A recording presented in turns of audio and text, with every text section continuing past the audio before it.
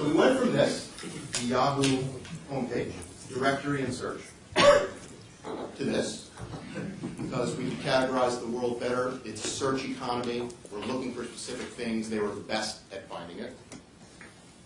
To this, where the brilliance of allowing your social graph to influence what you're consuming, and which started with, I want to see the baby pictures, but it's changing dramatically to, here's what I'm reading, here's a link I like. But we're not done. Because now we went to this, where Twitter appreciated that largely mobile-generated short-form text messaging-like updates could be a basis for a media sharing service. But now we're here. And this is all three combined. It's a real-time, mobile, and social media consumption experience. And I'm sure this is totally obvious to all of you because you're doing this without thinking about it. But man, that changes everything. It changes the way an editor thinks about building a homepage. It changes the idea of pages. There are no pages. We've gone from pages to streams. Media will be consumed, is being consumed in streams. And we're consuming it when we want, not when someone else tells us to. The programming is out the window, and we're deciding what to consume based on what our friends are telling us. And just as importantly, we are encouraged to be publishers too. It's never been easier for us to post an update. So the source of all this information is now all of us. So individual publishing in streams consumed in this method.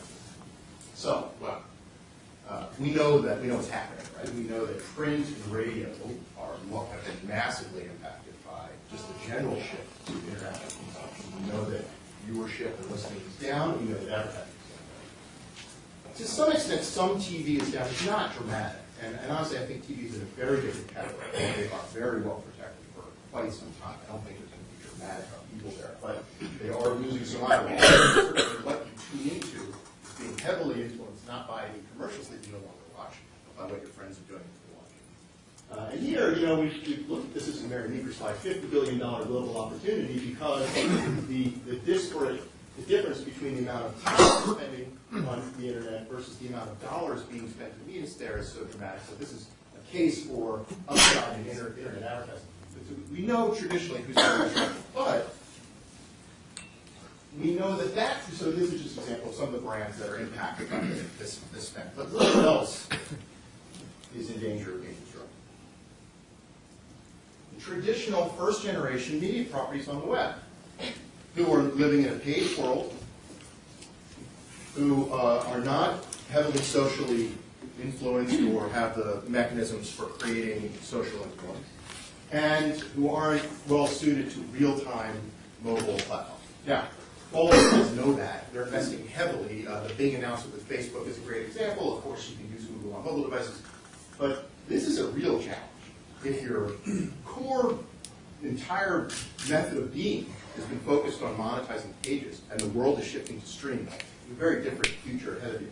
So who's figuring it out? Well, these guys are crazy good at figuring out how to program based on social. There are no editors at the post. They measure purely the virality of stories out within social graphs and program based on that. They're all over mobile. They love for you to use big iPad, Android, iPhone apps. They're figuring out. Facebook, obviously, you can say no more. Twitter and YouTube. These are just examples, I think, of brands that are uniquely suited, short form, real-time social. So the shift is inexorable. It's really significant. I think hopefully I've made the case. Our friends and connections are the editors. It influences our media consumption. It will influence dramatically our purchase behavior, as Christian alluded to, social commerce being a recommendation engine for things to buy. We're consuming in shorter terms. We're consuming more rapidly. We're consuming in real time. More of us are becoming publishers. This was the promise of blogging, that everyone will be a publisher.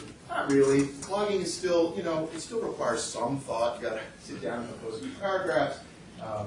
There are a lot of bloggers, but not like there are status update posters. I mean, I don't know the stats. I know them for Twitter, where only about 12 or 15% of the users are publishers. I imagine it's much higher at Facebook. But I don't know it. Maybe you can vote Christian for it. It doesn't have to be equal. The number of consumers doesn't have to be equal to the number of publishers. But I do believe that the ratio is higher when you go to that. One of the things that's cool is new experts emerge. So if I tweet a lot about venture capital, and you retweet my tweets, or you like them, I develop some influence, I develop some expertise, and experts, individuals, not institutions, are rising to the tops of lists and being propagated as creating potentially individuals as information brands. Totally different than the way New York Times built its reputation, totally different than the way most news and information has been delivered under the auspices of a credible brand. I don't think we're heading in that direction. So hopefully that's a little bit of information about how I view the future of media. Let me just tell you briefly about how we're betting, where we're placing some of our dollars given these trends. Now, not all of the investments I'm going to talk about are perfectly aligned with what I just said, but I still think you'll find some interest in the 4 or 5 companies I'm going to quickly highlight. So the first should be obvious to you. This is a company that leads social advertising targeting. Their premise is that people who are friends have similar brand affinities. And that if a lot of my friends are flying British Airways or buying jeans, that I am more susceptible to marketing messages from British Airways or my jeans. That's not a theory. It's actually been proven in research for 40 years. But they're applying it to the net by looking at who your friends are and what their consumption patterns are, and then showing advertising to you, not on social networks, everywhere, on the web, on mobile devices, that are brands that your friends are consuming. It's not as spooky as it sounds. It's totally anonymous. Don't use the Facebook social graph as the mechanism for determining who you're connected to because of privacy concerns around that. They do it in a more privacy-friendly mechanism. But the theory is exactly the same. And this portends a dramatic change in the way advertising has been thought and executed. It was contextual targeting, where I bought an ad in the financial section of a newspaper because it had a financial product to sell you. It went to demographic targeting, where people who are 25 years old like Levi's.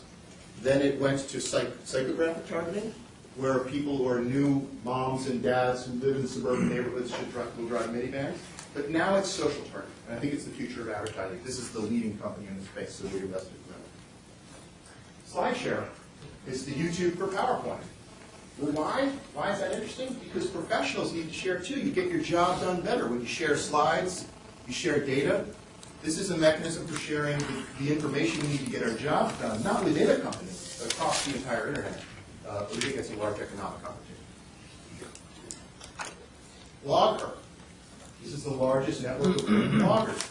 This is investment's a few years old, so it doesn't have a great answer today to mobile or real time. But nevertheless, the notion that individuals are creating as credible content at extremely low cost. The network of women bloggers who produce Blogger have 75% the amount of traffic on iVillage, the largest women's-oriented content network. iVillage has 325 employees. Blogger has 17 employees. Their cost of content is essentially nothing because the network of women bloggers is creating it. So low cost of content and high interesting affinity. Where is the largest mobile ad network focused on location-specific advertising? So when Foursquare rolls out, when you see them say special nearby, and soon you'll see them say deal available, like, for the next 2 hours, spend $50 now, or spend $20, get $50 worth of food and drink at Smokes. Even it's used to go to smoke. They're the largest supplier of that advertising into most of the location-specific applications that you're seeing. This was a little bit left field, but I just thought you'd find it interesting. This is the leading startup doing real-time media purchasing. So they created an exchange, just like the NASDAQ, where buyers and sellers are buying impressions in real time. Literally the minute, the second you show up at site, they bid and a bid and ask occur, a transaction happens, and a media buyer buys an ad based on who you are. Not personally who you are, but maybe some cookie type characteristics. They just have a huge partnership with Microsoft. Smartly, because as the world gets flatter and and everything goes multilingual, and everything's real time, and everyone's posting status updates, and we're all connected through the social graph with people no matter where they live. Everything needs to be translated. These guys are the easiest and quickest way to translate your website. It takes about a minute to sign up, and about 20 minutes later, your website or web application is translated. And last, I wanted to mention Red Beacon, which is going after Craigslist, which I don't think has been updated in about 12 or 14 years or so. They're going after the market of both. Since we're all so connected now, and we have opinions on the local services we use, like the plumber, or the dog walker, or the piano teacher, they're aggregating those opinions and using that as a basis for helping them find a better plumber next time we need local service, as opposed to looking through some listing that's not socially influenced in any way. Gazelle, because we all need to get rid of our dead gadgets. This is when you're trying to get rid of your iPhone, you're ready for the iPhone 4, what do you do with the iPhone 3? You sell it on Gazelle. Fascinating sort of take on the complexities of eBay, and these guys make it easy to sell sort of e-waste, we call it. And that's my story. So,